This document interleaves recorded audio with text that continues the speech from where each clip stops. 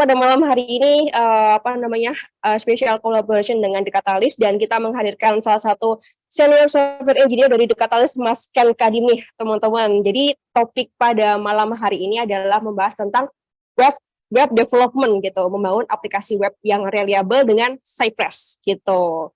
Aku mau bacain topiknya. Jadi Cypress ini adalah sebuah testing tool yang populer dalam mengembangkan aplikasi web. Nah, Cypress ini digunakan untuk melakukan functional testing, kemudian integration testing, hingga end-to-end testing pada aplikasi web secara otomatis. Nah, dalam pengembangan aplikasi web ya, penting bagi engineer untuk memahami tahapan-tahapan yang terlibat dan perbedaan antara fase testing tadi gitu. Nah, ketahui lebih dalam ya tentang Cypress beserta fitur-fiturnya dan manfaat yang dapat meningkatkan proses testing tadi gitu. Oke, nah di slide berikutnya kita kenalan dulu dengan Mas Ken Kadim. Oke, guys, perkenalkan ada Mas Ken Kadim. Jadi beliau ini adalah seorang profesional yang aktif dalam industri teknologi dan pengembangan software. Mas Ken ini udah memiliki pengalaman lebih dari 10 tahun di bidang software engineering dan memulai karirnya sebagai seorang software developer. Pernah bekerja sebagai technical developer dan technical project manager di perusahaan Singapura, dan pernah bekerja di Standard Chartered Bank sebagai lead UI engineer, dan saat ini beliau, Mas Ken, bekerja di Catalyst sebagai senior software engineer gitu.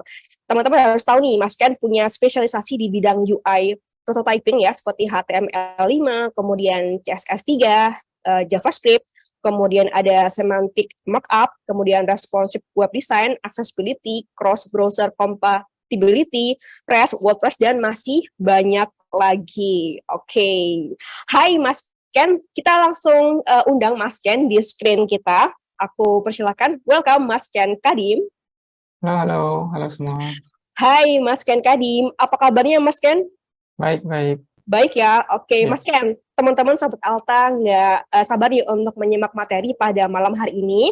So, kalau misal teman-teman ingin ikut interaksi sesi ini, nanti kalau misal ingin tanya, kita sediakan slide seperti biasa di chat box ya, teman-teman bisa mempersiapkan pertanyaan atau langsung ngobrol langsung dengan Mas Ken Kadim. Oke, kalau gitu, Mas Ken Kadim, aku persilahkan waktu dan screen ya ke Mas Ken. Selamat mengikuti. Oke. Salam kenal ya semua. Nama aku Ken, senior engineer di The Catalyst Singapura. Jadi udah pindah Singapura sekitar kayak 10 tahunan, kerja sebagai engineer mostly di bidang UI. Ya, jadi testing software ya tujuannya adalah supaya apa yang software kita tulis itu bisa bekerja dengan seharusnya, dan kita bisa tahu duluan sebelum nanti di production gitu. Jadi kalau udah go live, udah di production, baru ketahuan errornya kan repot ya. Ini dan di dalam testing itu ada beberapa jenis. Ada unit test, integration test, sama end-to-end test. Ini kita ada video singkat untuk menjelaskan sedikit perbedaannya. Bukan perbedaannya. Kelihatan nggak apa yang terjadi? Di sini dalam orang ngebuka payung, nah tapi payungnya lepas, jadi nggak bisa dipakai. Dari sisi unit test, testingnya adalah kayak payungnya bisa kayak kebuka dan kedorong. Integration testnya jalannya juga satu-satu. Pertama payungnya kebuka dulu, ini yang panjangnya, terus baru kebuka ujung yang buat ngalangin hujannya deh. Nah, yang nggak dilakuin oleh developer payung ini adalah end-to-end testnya yang kurang. Karena ibaratnya semua testingnya kalau kita lihat expect umbrella open, ya benar-benar bisa ke open gitu. Cuma buat end usernya nggak jalan kan. Makanya ngobrol-ngobrol kali ini saya mau lebih fokus ke end-to-end test. Nah, perbedaan jenis testing itu yang tadi sempat saya bahas di depan oleh Martin Fowler ini, dia salah satu thought leader di engineering. Dia yang mengeluarkan istilah ini, testing pyramid. Testing pyramid ini berarti untuk klasifikasikan jenis-jenis testing yang biasanya kita pakai di engineering. Nah, unit test itu paling banyak, dan menurut dia tuh yang harus dilakuin tuh jumlah tesnya paling banyak.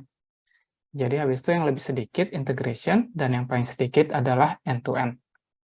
Kenapa begitu? Karena unit test itu yang paling cepat. Dia ngetes benar-benar fungsi dari aplikasinya, dari modulnya. Misalnya ada kayak ngitung kali-kalian gitu. Habis itu integration itu adalah di mana ada dua fungsi atau mungkin dua modul yang saling berbicara, itu kita tesnya di sana. Dan end-to-end itu pas kita ngetesnya pas software udah jadi kayak dari user yang make. Makin ke bawah, makin cepat, effortnya juga makin sedikit gitu. Dan lebih isolated. Kenapa? Karena cuma satu fungsi aja.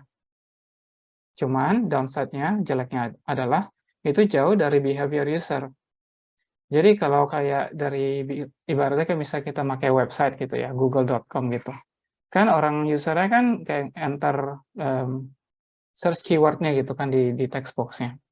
Tapi unit test-nya jauh banget dari sana. Karena kan kalau dari end-to-end-nya kan habis ngetik, mungkin software-nya perlu nyari ke database, harus ngelakuin kayak berbagai macam hal.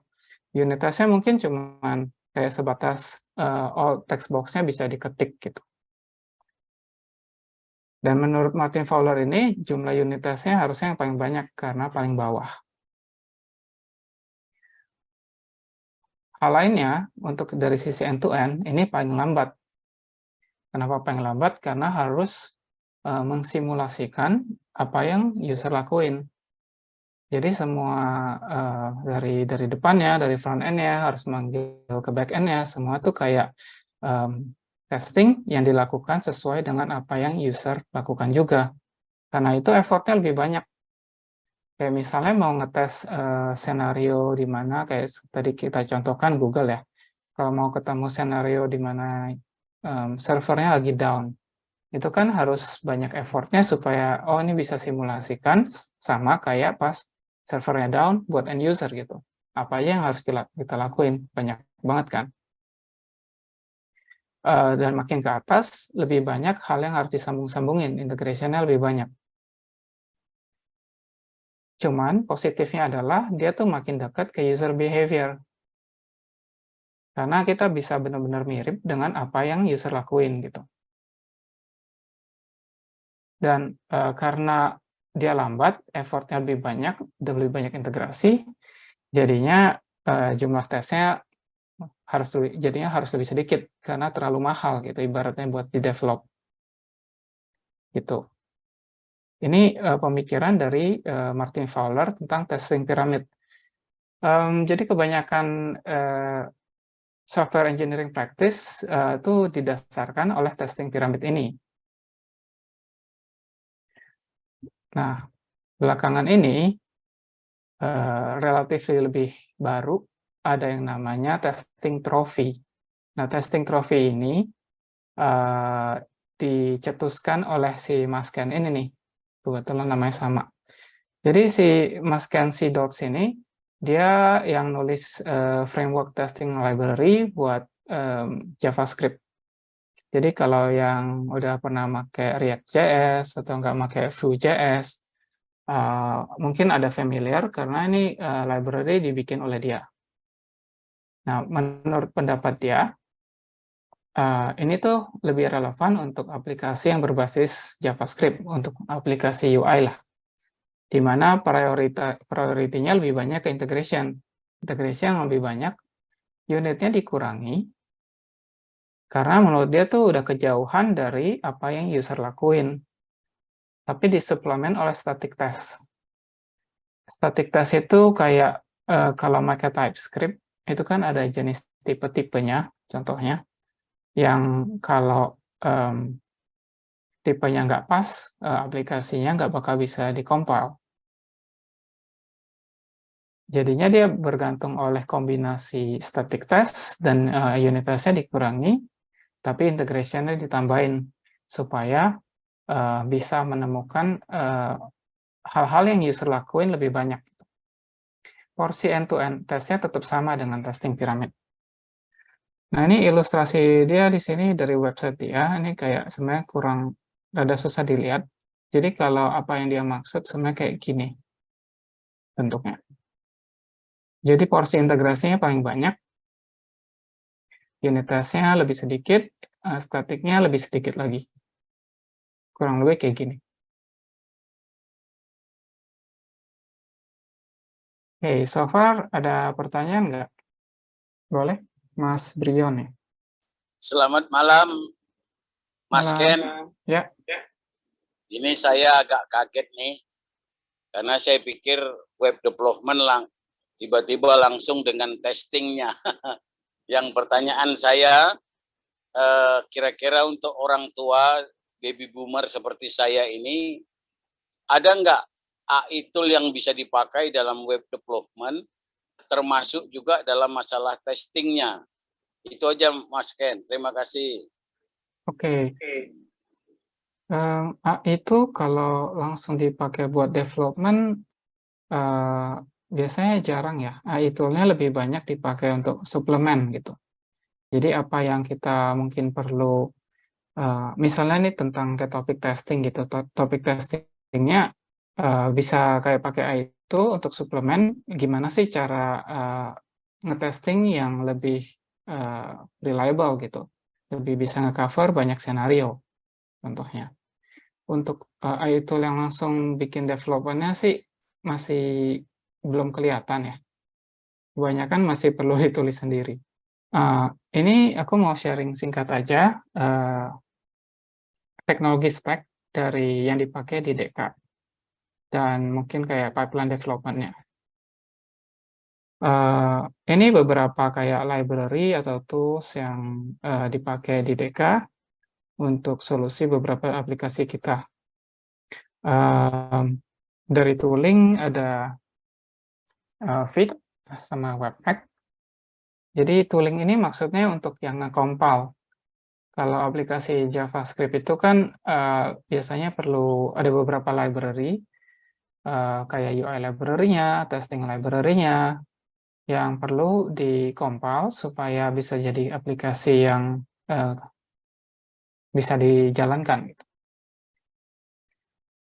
UI library-nya yang kita pakai ada kayak React.js, Tailwind untuk CSS-nya, InDesign buat UI library, buat komponen-komponennya, misalnya kayak dropdown, text field, itu bisa langsung dipakai dari InDesign. Kita juga pakai Storybook. Storybook adalah library untuk menampilkan komponen-komponen yang kita punya supaya bisa di-review bareng. Jadi kayak bisa kelihatan, kita perlu kayak, misalnya nih, kita ada develop komponen baru gitu, komponen slider. Komponen slider ini setelah di-develop kan perlu ditunjukkan ke orang lain, ke project manajernya atau mungkin ke desainernya. Tools ini Storybook bisa dipakai untuk keperluan tersebut. Lalu state management. State management ini dipakai di aplikasi React kita. Kita pakai XState dan React Query. XState dan React Query ini dipakai di aplikasi yang terpisah sih, jadi bukan satu aplikasi pakai dua-duanya. Lalu yang relevan ke diskusi kita adalah testing. Testing library, ini yang tadi sebelumnya si Mas Ken si develop itu lebih dipakai buat unit test, dikombinasikan dengan Jest. Jadi Jest itu runner-nya. Lalu Cypress, yang kita bakal bahas lebih banyak. Cypress ini dia bisa pakai komponen atau unit test juga, cuman kebanyakan dipakainya untuk end-to-end test. Karena kalau unit test biasanya langsung di aplikasinya sih pakai testing library atau nggak pakai Jest. Yang terakhir adalah Pact. Pact ini dipakai untuk contract test. Itu juga lebih jarang ya. Pengimplementasian contract test itu juga bukan sesuatu yang rada common, cuman itu yang DK lakukan juga. Contract test itu kalau mau dibahas sekilas, fungsinya adalah untuk misalnya ada aplikasi front end dan aplikasi back end, kan API-nya akan disediakan oleh back end-nya. Dan front end-nya misalnya web aplikasi atau enggak mobile, itu kan misalnya di depan. Dia bakal mengkonsum data dari aplikasi yang di belakang. Nah, cara mereka ngekonsum datanya ada kontraknya kan. Kontraknya misalnya aplikasinya mau menampilkan list Pokemon misalnya. Terus ada mobile app yang bisa menampilkan Pokemonnya. Mobile app-nya bakal manggil ke aplikasi backend-nya, tolong kasih saya list Pokemonnya apa aja gitu. Nah, ini bentuk datanya seperti apa, parameternya seperti apa, itu di-define di dalam kontraknya. Library Pact ini yang dipakai untuk menjaga supaya kontraknya terjaga. Jadi, kalau misalnya back-end-nya ubah kontrak, misalnya tadinya ngirim list Pokemonnya bentuknya kayak ada namanya, terus ada kayak tipenya gitu. Tiba-tiba namanya hilang dari kontraknya, kan aplikasi di front end-nya, aplikasi mobile ataupun aplikasi webnya bakal gagal kan, bakal break. Kontrak tes ini sesuatu yang menjaga supaya kita tahu duluan sebelum nanti terjadi di live production. Itu. Jadi itu beberapa tech-stack yang kita pakai di DK. Ini sharing juga kenapa yang tadi, di mana sih aplikasi reliability-nya? Reliability-nya itu bergantung dari kita tahu apa yang kita tulis, nanti pas di deploy di production, itu bakal berjalan dan semestinya, dan nggak bakal menyebabkan bugs gitu.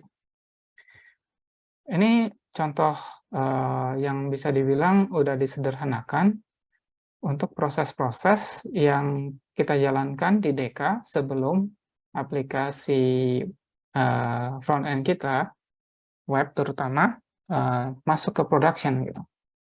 Jadi step-nya itu lumayan panjang. Pertama misalnya step pertama adalah kayak step quality. Jadi di step quality ini kita ngecek kayak misalnya ada error-error typo atau enggak ada unit test yang gagal, yang belum dijalankan. Kalau belum dijalankan, nggak bisa masuk step selanjutnya. Di step selanjutnya ini, kita ada step build. Build ini untuk nge-compile gitu, buat tadinya yang source code doang, di-compile jadi hasil aplikasi yang bisa dijalankan. FA build atau Docker build ini lebih ke, misalnya tergantung runnernya tooling yang tadi, yang pakai Vite atau Webpack,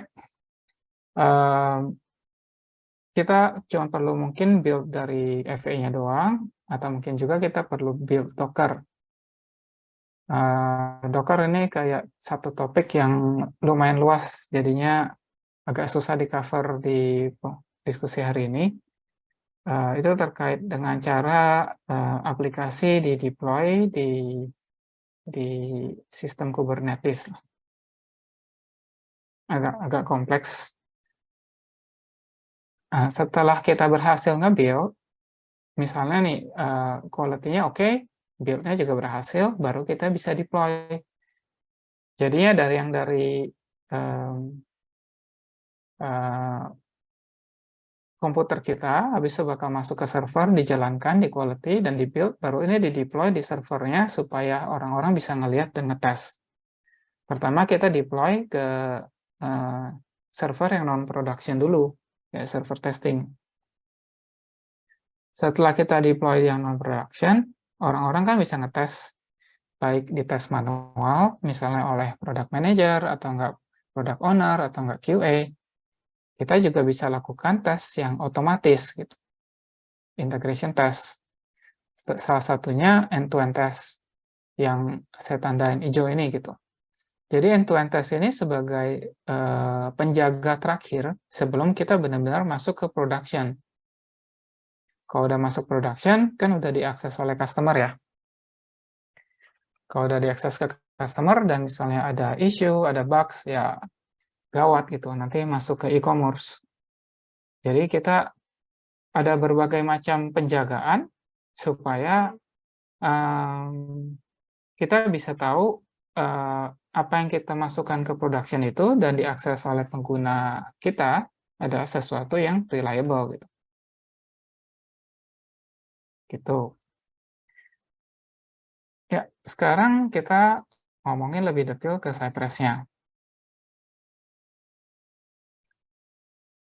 Ya, ini banyak teks, cuman mungkin nanti lebih jelas kalau di demonya kali ya. Lebih kelihatan gimana cara dijalaninnya dan gimana cara nulisnya, workflow-nya gimana. Untuk sebagai intro aja, Cypress ini library untuk nulis end-to-end test dan komponen test juga, walaupun komponen test kayaknya lebih jarang dipakai sih. Bisa dijalankan secara headless. Headless itu maksudnya apa ya? Headless itu maksudnya ini browser yang jalannya cuma kayak di command line. Kalau kayak browser biasa ini kan kayak Chrome ya. Orang biasa pakai Chrome atau nggak pakai, mungkin dulu pakai Internet Explorer, pakai Safari. Ya, browser ini bukan browser headless gitu karena kelihatan UI-nya. Cuman kalau di browser yang kita jalankan di proses ini tadi di end-to-end test di dalam pipeline, itu browser yang headless. Karena browser headless ini nggak kelihatan gitu, cuma jalan di command line doang. Dependensinya minimal karena dia nggak perlu library macam-macam lagi. Lalu ada screenshot dan recording. Jadi setiap tesnya dijalankan, dia bakal ngambil recording dan screenshot gitu. Nanti bisa aku tunjukin recordingnya gimana. Terus dia juga support berbagai macam browser, ada Firefox, Chrome, sama satu lagi apa, Electron kayaknya. Dan supportnya lumayan luas. Ups. Karena dia paling banyak di-download gitu. Lalu dari Cypress sendiri itu ada dua produk basically. Dua produk ini ada Cypress App sama Cypress Cloud. Cypress App ini yang gratisan. Jadinya fiturnya lebih sedikit, tapi bisa dijalanin sendiri. Kalau untuk sekedar menjaga kayak tes aplikasinya kayak oke sebelum di-deploy, ini udah cukup sih. Cuman untuk enterprise, untuk corporate, dia ada Cypress Cloud juga. Ini berbayar, walaupun ada tier yang free. Sampai kayak kalau nggak salah 500 tes per bulan, ya itu rada sedikit sih. 500 tes per bulan masih free, di atas itu bakal berbayar. Nah, hasil testingnya bakal di-upload ke server mereka, jadi bisa kita lihat feature-feature advance deh, kayak mau ngelihat testingnya yang gagal per bulan, berapa banyak, gitu. Ini lebih kayak extension atau suplemen untuk si Cypress App ini.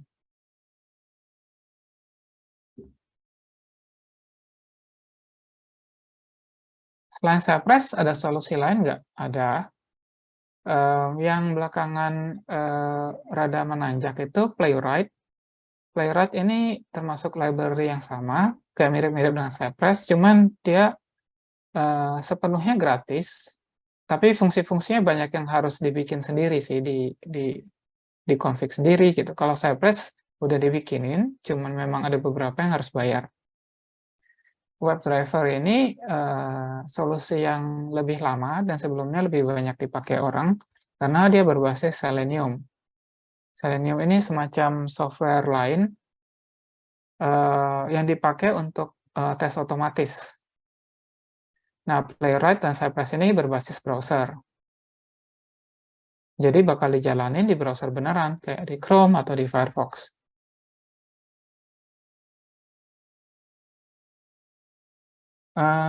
Lalu trennya gimana kalau kita lihat di alternatif yang tadi?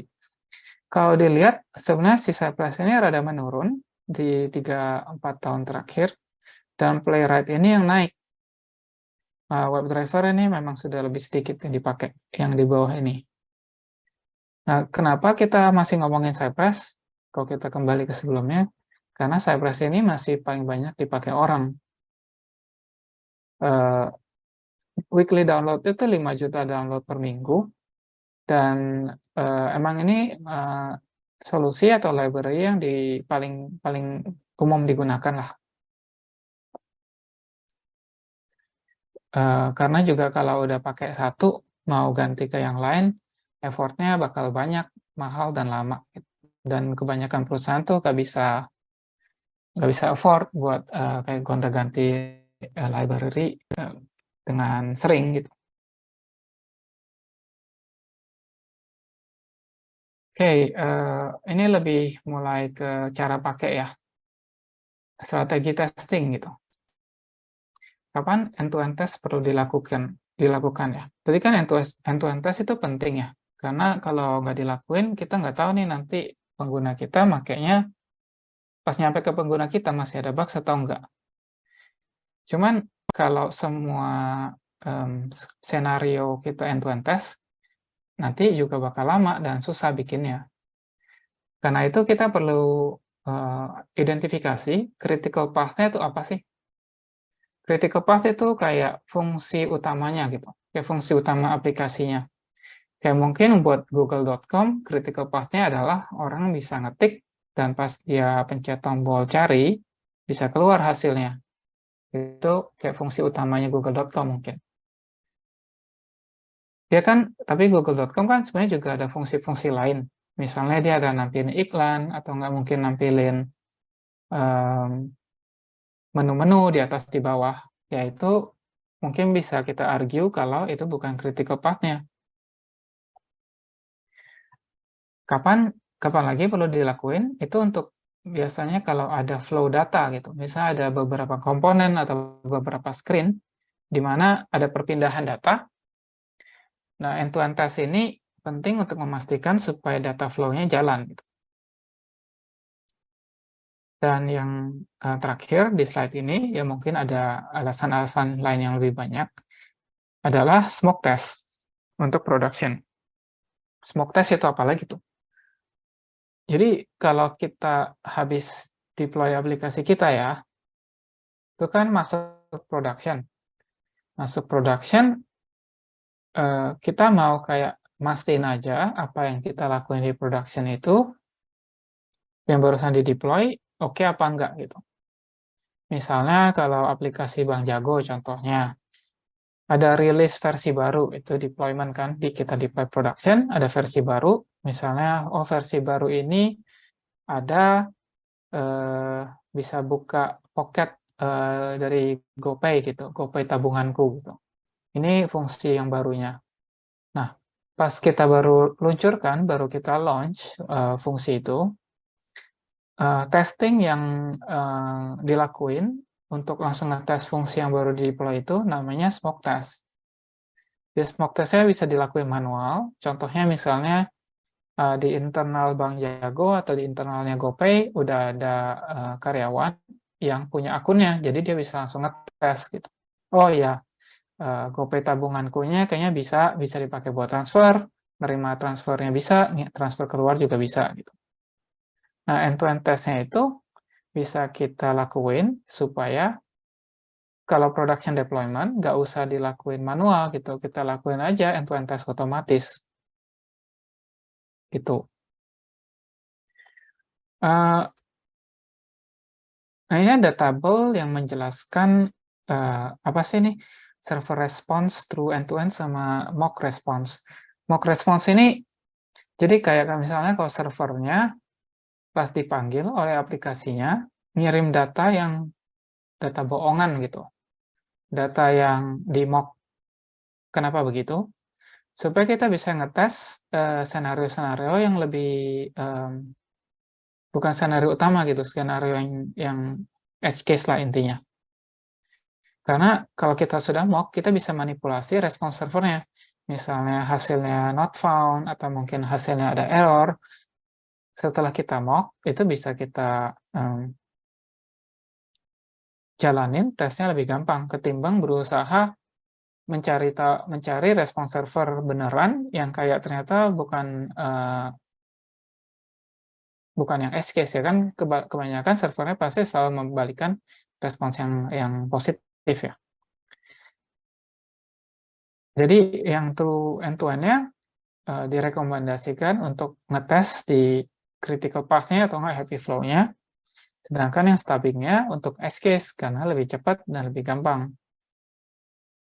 Dan juga kalau untuk aplikasi server rendering yang kayak klasik itu kayak WordPress gitu yang pakai PHP, mau nggak mau harus pakai true response karena nggak bisa di mock. Sedangkan untuk yang API base bisa di mock. Jadi harus dilihat juga kapan kita pakai yang true server response, kapan yang kita nge-mock. Rekomendasinya lebih banyak harusnya di-combine gitu. Jadi untuk yang critical kita pakai server response beneran, tapi untuk yang non-critical mungkin kita bisa pakai response yang bohongan kita mock.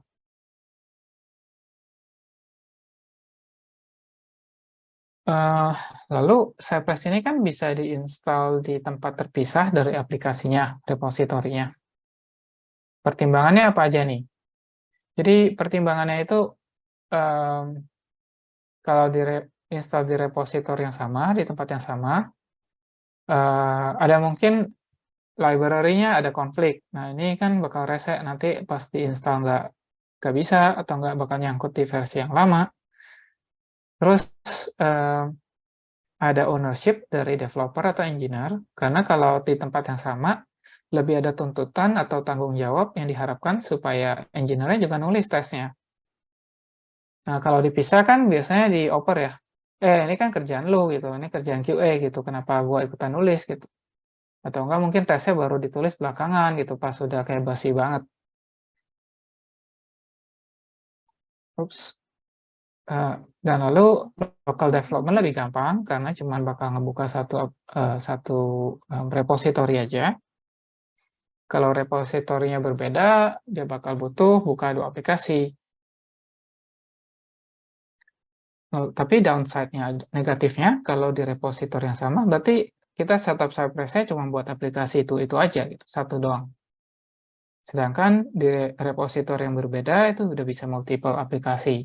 Karena bisa jadi ada kayak dari Deka sendiri aplikasi webnya kayak ada beberapa, ada 3 atau 4, jadi bisa di cover pakai repositori yang berbeda gitu.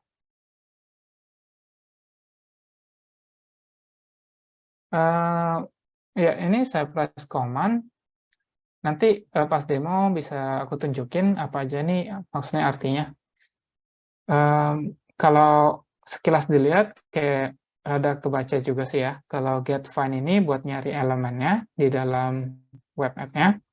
Misalnya buat nge-find tombol gitu, tombol search gitu. Atau enggak nge-find text box gitu. Assertion ini supaya kita bisa testing itu kan harus di-assert. Assert itu justru kayak fungsi untuk ngetesnya. Nah, nanti juga kalau kurang jelas nanti pas demonya harusnya lebih jelas sih. Dan action supaya kan testing ini dilakukan oleh program. Jadi untuk mengganti action yang dilakukan oleh usernya ada kayak klik, scroll segala macam function-function ini yang dipakai. Dan ada beberapa function lain, command lain yang untuk membantu, misalnya untuk debugging, untuk reloading.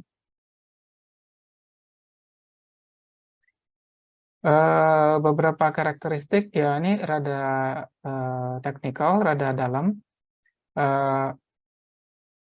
Command Cypress itu nggak langsung di-execute, tapi di-queue dulu. Di-queue sampai command-nya selesai semua, baru dijalanin nanti secara serial satu persatu. Kelihatannya kayak gini kali command Cypress-nya.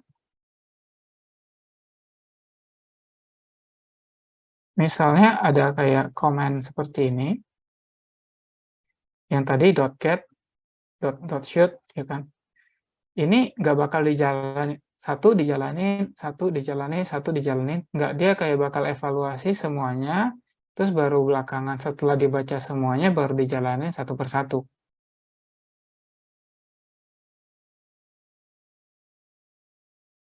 Lalu dia itu bisa di-chain, dan hasil chain-nya itu bakal jadi input untuk command chain selanjutnya. Dan yang terakhir itu dia asynchronous.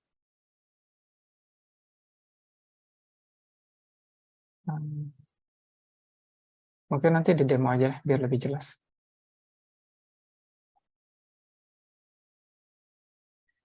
Nah, untuk testing itu yang paling penting itu kan kita ada assertion. Assertion itu adalah kita mau ngetes apa gitu. Contohnya di bawah ini, header-nya itu, assertion itu adalah should, header-nya itu harus punya kelas aktif. Dan dia punya atribut link-nya, href-nya itu /user. Itu yang kita assert. Gitu. Jadi pas kita ngetes ini, snippet code ini adalah, testingnya adalah si header A ini punya kelas aktif dan punya link, value-nya href-nya users. Itu yang dites. Nah, tipe 2 assertion-nya ada 2 tipe yang disediakan oleh si Cypress. Pertama, yang kayak implicit, itu yang pakai should and gitu. Menurut mereka tuh lebih gampang dibaca gitu ya. Karena lebih human friendly gitu. Kalau yang explicit, dan itu juga karena bisa di-chain gitu. Jadi .should, habis itu di .end, dan kalau misalnya ada perlu lagi, bisa disambung-sambungin lagi. Kalau yang explicit, di bawah ini kayak benar-benar eksplisit nih, expect ini si TR ini, $TR harus punya kelas aktif gitu. Dan karena cara penulisannya seperti ini, pakai expect, jadinya dia nggak bisa di-chain, nggak bisa berurutan. Jadi potensinya lebih panjang gitu.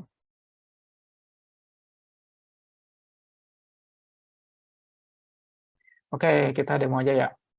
Mungkin juga udah agak susah nangkepnya kayak kalau ngebaca PPT terus. Demo. Oke, demonya adalah, jelasin demonya dulu deh. Jadi demonya ini aplikasi yang nampilin Pokemon. Ada 3 Pokemon. Habis diklik, bakal keluar statnya. Aplikasinya kayak gini, aku jalanin dulu ya. Ini pakai React.js, di toolingnya pakai Vite. Nah, ini aplikasinya. Simpel kan? Cuman kelihatan ada 3 Pokemon.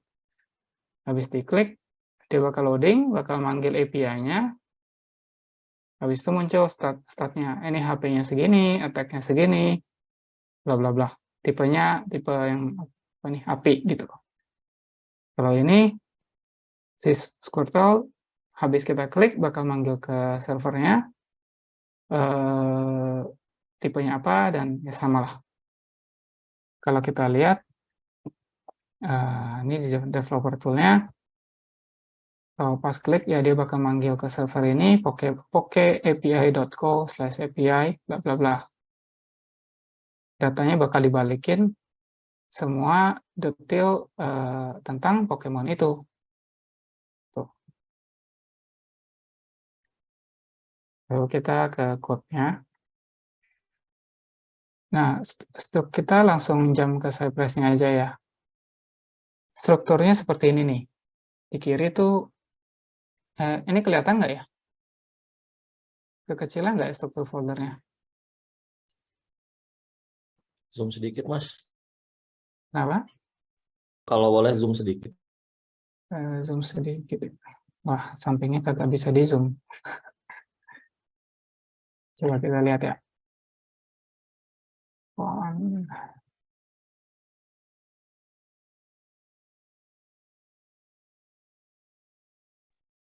Cukup sih kelihatan. Cukup ya? Nah, Oke deh. tapi harus full screen zoom di laptop kita nih. Oh, oke. Sip. Kalau masih kelihatan, oke deh. Nah, folder-folder di dalam Cypress ini yang umum ada tuh downloads. Kalau misalnya kita ada bikin reporting, folder end-to-end-nya itu isi file testnya, ini file testnya. Lalu fixtures ini adalah kayak data mock-nya, yang kayak tadi kan kita sempat ngomongin pakai data beneran dari server atau pakai data mock sih. Ya, ini data mock-nya supaya nanti kalau kita mau nge-mock bisa. Report, ini kalau kita mau jalanin report supaya nanti bisa di-upload. Kayak report JUnit ini gitu contohnya. Screenshot, ini nggak ada karena belum nggak di-enable. Ini file-file lain bawaan dari Cypress-nya, yang kita skip dulu kayaknya karena itu agak terlalu advance. Dan yang terakhir video. Kita coba jalanin dulu secara manual.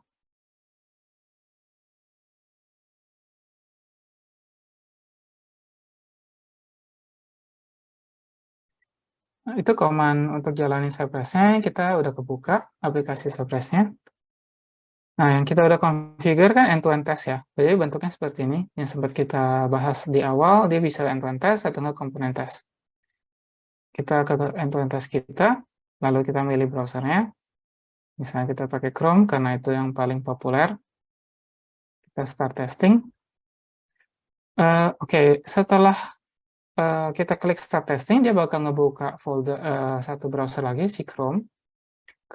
Tapi ini kelihatan nih di kanan kiri atas. Chrome is being controlled by automated test software. Jadinya si Chrome-nya bakal bisa dijalani oleh Cypress secara otomatis.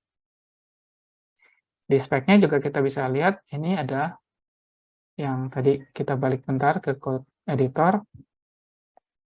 Ini si main. Jadi ini file test kita bakal kelihatan di UI-nya. Kalau kita masuk ke dalam,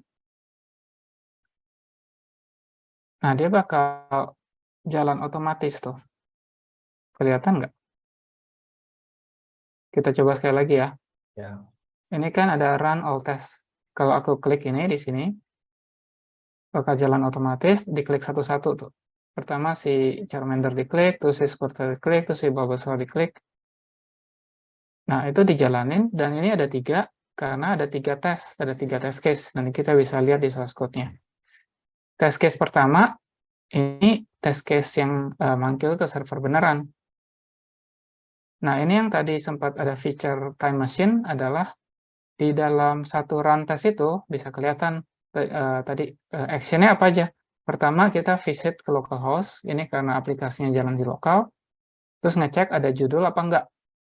Kita get h1. Get h1, udah dapat judulnya, isinya apa nih? Isinya know your starter. Oke, benar, lanjut.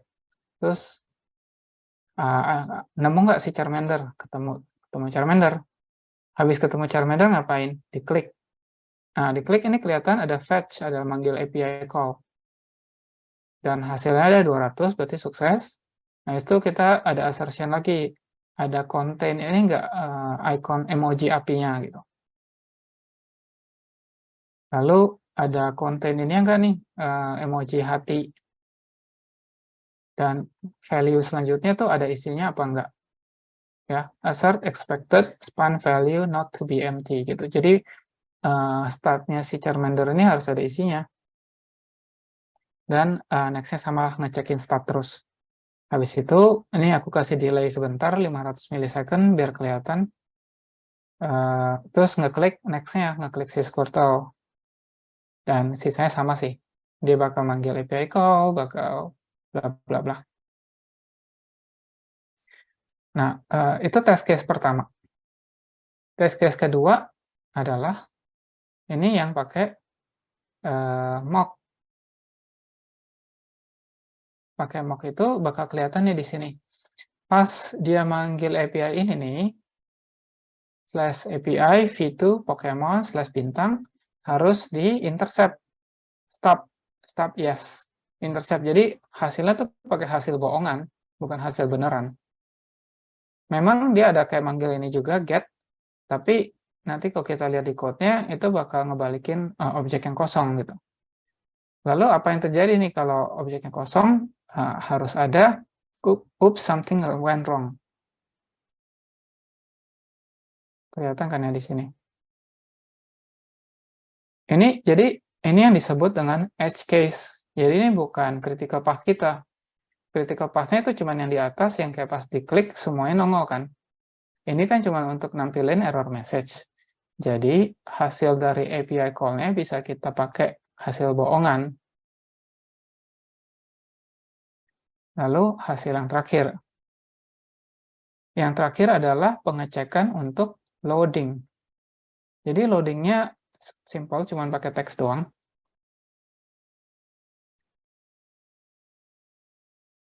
Nah ini ya, di sini ya loadingnya. Ini juga as case kan cuma mau ngelihat loading teksnya, loading dot gitu. Kalau kita pakai server beneran, servernya kan ya lumayan cepat gitu, nggak bakal kelihatan.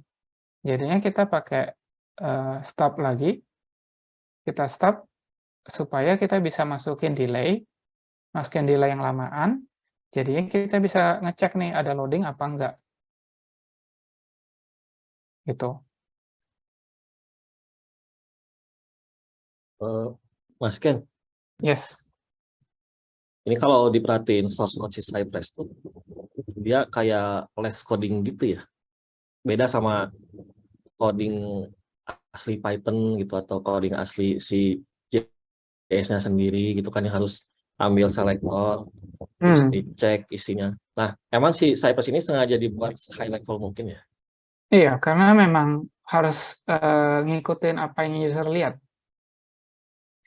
Jadi kayak contoh kita ngelihat ke line 31 ini ya. Line 31 ini kan Cypress get H1 ya. H1 itu kan judulnya nih. Ya. Nah ini pun ada pemikiran yang bilang ini tuh harusnya nggak usah. Kenapa? Karena buat end user mereka kan sebodo amat ya. H1, H2, H3. Yang penting buat mereka mau lihat kan ini judulnya doang nih, si Know Your Starter. Jadi ini termasuk pemikirannya si Ken Dots itu, karena buat dia yang kita tes harusnya tuh bukan implementasi codingnya, tapi hasilnya. Jadi ya kalau mau, kan tapi buat engineer atau developer kan kayak ngambil hook ke H1 ini sebenarnya lebih gampang ya kadang-kadang. Jadinya harus lihat keadaan juga lah. Kalau buat yang lumayan idealis, yang buat mereka tuh harusnya ini nggak ada H1-nya. Gitu. Kalau di Android kan yang mirip kayak gini tuh Appium ya? Iya enggak? kayaknya, tapi jarang main di mobile ya, jadi kurang familiar ya. Oke. Thank you, Mas. Ya. Nah, ini kita contohin deh. Ini kan semua tesnya berhasil ya. Contoh misalnya aku ganti tesnya nih, jadi Charmander X, YZ gitu. Pas kita save, kelihatan nggak tadi ini berubah ya? Berubah. Ya, itu tesnya udah otomatis jalan. Nah, pas aku Alt-Tab, udah balik nih, udah ketemu error. Kenapa? Karena si Cypress nggak nemu Charmander XYZ. Nemunya Charmander doang. Jadi ada 3 tes, yang pertama X, yang kedua centang. 2 sisanya centang. Kalau kita balikin lagi, kita save, nah itu kelihatan dia langsung servernya udah reload, ya udah berhasil.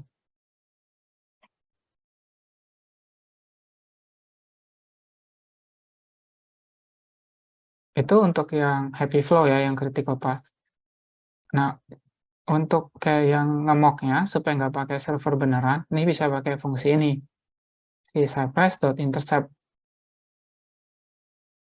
Jadi pas di intercept ini, apa yang mau di-intercept itu pas ada call dengan method get dan URL-nya apa sih gitu. Jadi semua URL yang manggil ke sini, berarti ini kan manggil detail Pokemon ya. Ini bisa jadi ID-nya kan, ID-nya 1 atau enggak 555 atau berapalah. Kita pakai bintang, ID apapun yang mau dipanggil, dibalikinnya objek kosong. Kalau dibalikinnya objek kosong, komponen yang buat nampilin itunya Pokemon detailnya bakal error. Jadinya bakal muncul, yang kita harus cek adalah, oops, something went wrong. Dan yang terakhir, untuk yang loading ya. Yang loading triknya diginiin, dikasih delay. Jadi delay 1 second, selama 1 second itu 1 detik, dia bakal kelihatan sempat loadingnya. Kalau nggak dikasih delay, nggak kelihatan loadingnya. Dan ini kita masukin datanya yang tadi fixtures itu. Ini Charmander.json. Jadi ini data bohongan. Ya, demonya gitu aja sih, cuman harusnya semoga bisa kayak lebih menjelaskan gimana cara si Cypress bekerja, kayak workflow-nya gimana. Jadi kalau pas kita save gitu bisa langsung kelihatan hasilnya. Pas kita ganti aplikasinya juga bisa langsung kita update lagi gitu. Contoh misalnya, apa yang aku maksud adalah ini komponen React-nya aku. Tadi kan judulnya adalah Know Your Starter ya. Ini kan judulnya begini nih. Terus misalnya dapat requirement dari bos atau dari product manager. Oh, diganti bahasa Indonesia. Mengenal starter Pokemon. Pas kita save, ini si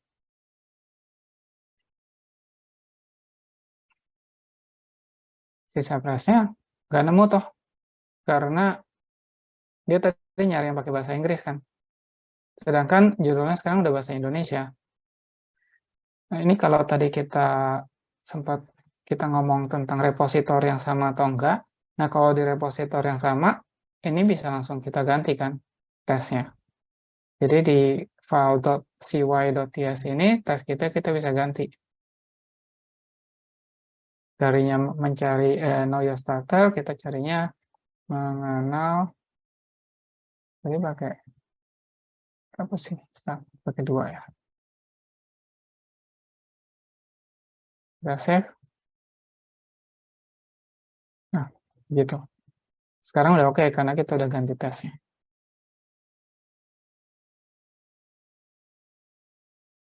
Oke, kayaknya demonya di sana aja. Oh, satu lagi kali ya.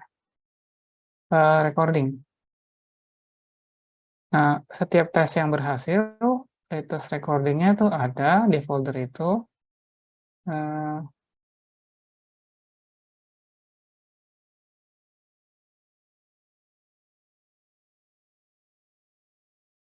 Jadi ini biasanya kalau di pipeline-nya itu bisa kita upload kemana gitu untuk jadi barang bukti gitu. Ya ini jadi video hasil testingnya. Itu kalau kalau misalnya dia dijalanin katakanlah di remote server gitu, si artefaknya bisa dikirim ke cloud storage nggak? Iya bisa harusnya. Termasuk berarti, si video ya? Iya betul. Oh, karena kan kalau misalnya servernya nggak sering di shutdown, nggak sering dihapus ya aman kan. Tapi kalau misalnya temporary server, ya hilang juga tuh video downloadnya. Ya kalau kita tahu itu penting ya kita jaga lah. Ya maksudnya tetap bisa disimpan ke storage lain kan? Betul ya. Oke, mantap.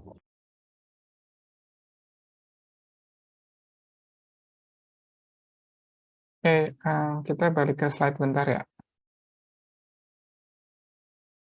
Ini aplikasinya udah saya upload ke GitHub, jadi pada bisa download dan nyoba-nyoba sendiri.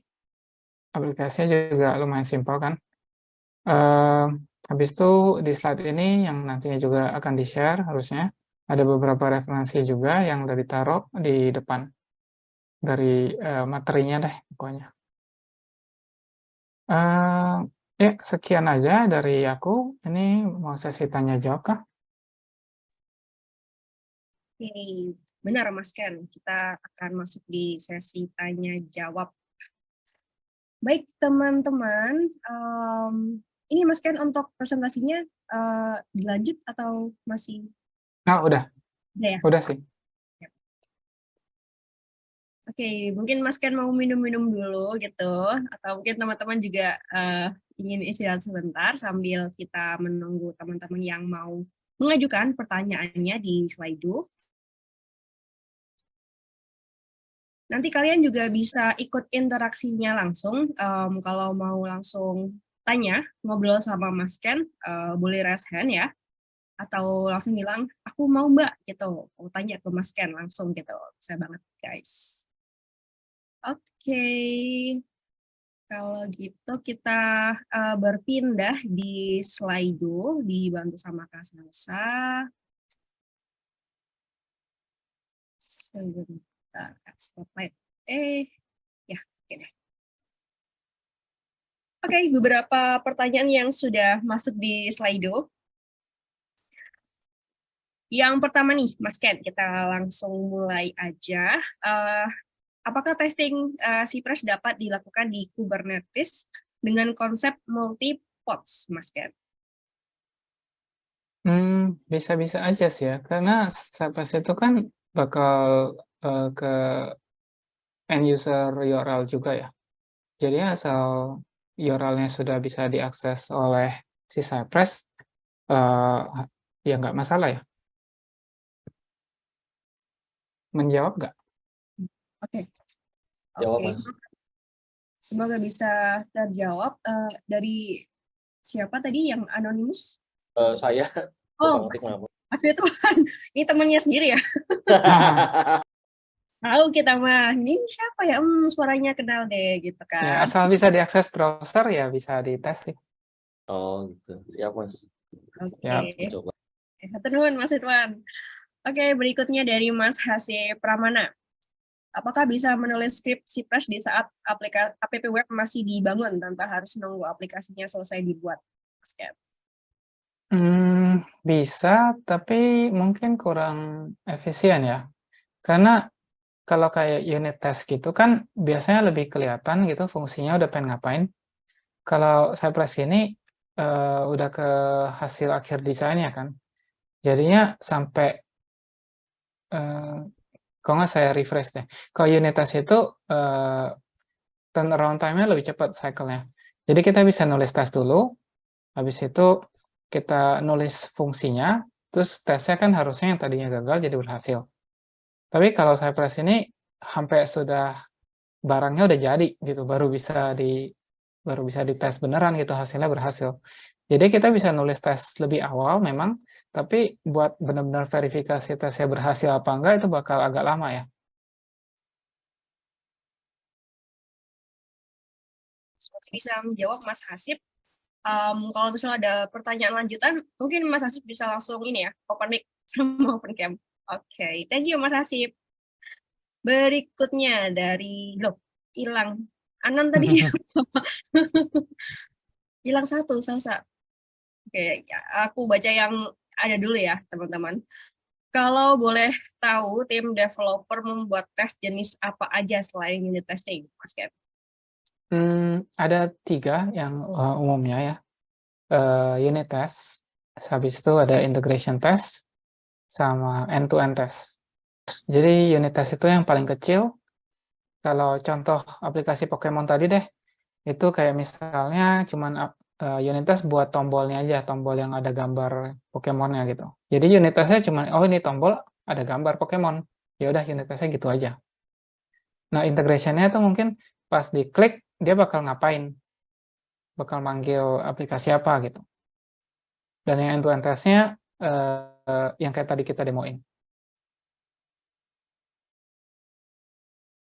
Oke, semoga bisa menjawab nih teman-teman. Terus 2 pertanyaan terakhir, kita masih membuka ini ya teman-teman, interaksi langsung dengan Mas Ken. Kalau mau langsung raise hand atau tanya gitu, dipersilahkan. Oke, dari Aldi Ramdhani. Apa saja pendekatan terbaik dalam penggunaan fixtures dan mocking dalam Cypress untuk menguji aplikasi web yang mengandalkan banyak data eksternal?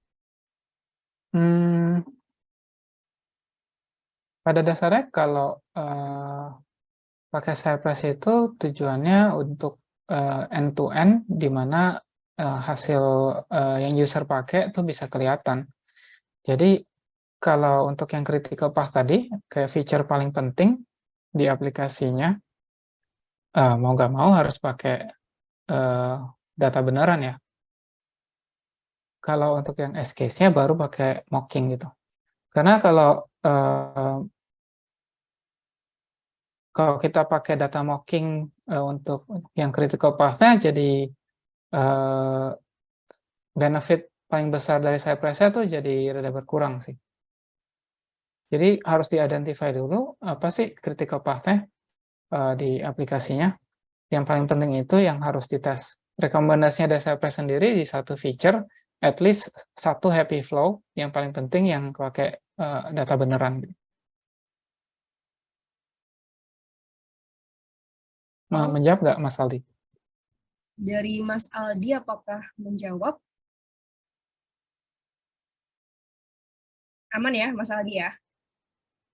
Oke, menjawab Mas Ken. Terima kasih Mas Aldi untuk pertanyaannya. Oke, berikutnya dua pertanyaan terakhir nih, Mas Ken, dari Anon lagi. Malam Mas mau tanya, perbedaan komponen tes dan A2A, tes apa ya beserta contohnya di automation? Ini mirip pertanyaan yang tadi developer ada ngetes apa aja sih. Okay. Kalau komponen tes itu, kalau ingat yang tadi aplikasi Pokemon itu, komponen itu ada dua. Jadi ada komponen yang nge-list 3 Pokemon di atas, dan komponen selanjutnya adalah yang nge-list stat-nya. Nge-list stat atau nggak ngeluarin loading atau nggak ngeluarin error. Jadi ada dua komponen. Jadi kalau komponen tes doang, buat yang nge-list 3 Pokemon di atas, ya dia cuman nampilin aja. Kok tesnya cuma ngecek, oh ini perlu ada 3 Pokemon. Pokemonnya itu sebenarnya button, dan buttonnya di dalamnya ada gambar. Udah gitu dong. Dan untuk yang statistik dari Pokemonnya dan loadingnya, errornya juga sama. Dia cuma ngetes, ini kalau komponennya di load, ada emoji api, ada emoji pedang, dan lain sebagainya. End-to-end-nya adalah pas semuanya disambungin gitu. Kita klik, keluar itu. Kita klik lagi, keluar lagi. Gitu.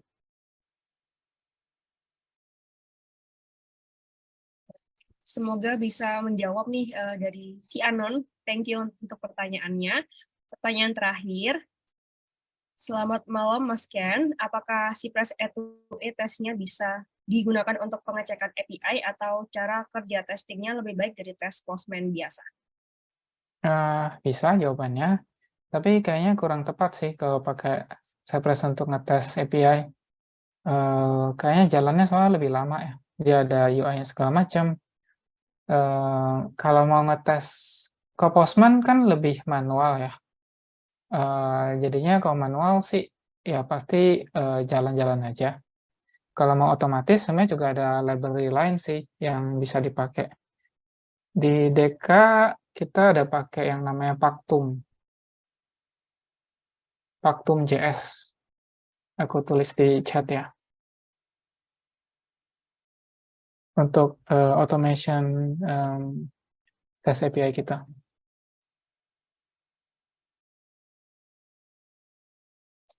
Baik, pertanyaan terakhir dari Anonymous.